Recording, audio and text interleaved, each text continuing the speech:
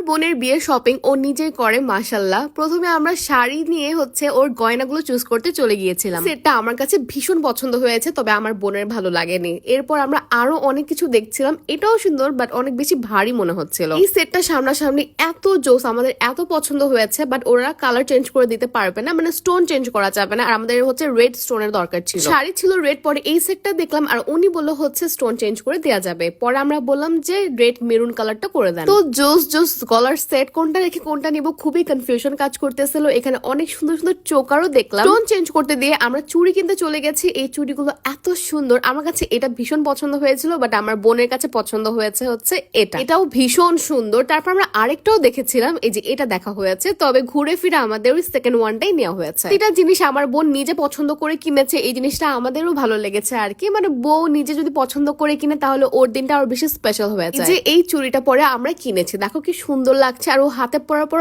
এত দারুণ লাগছিল দেখতে। পর সেম দোকানে গায়ে হলুদের অনেক কিছু সেল করতেছিল, এখান থেকে আমরা কিছু কেনাকাটা করে পরে গলার সেটটা আনতে চলে গেলাম। এটা অলরেডি হয়ে গেছে, আর একটা ছোট সেট হবে এটার সাথে। সবকিছু অনেক সুন্দরভাবে হয়েছে। That is it for this video.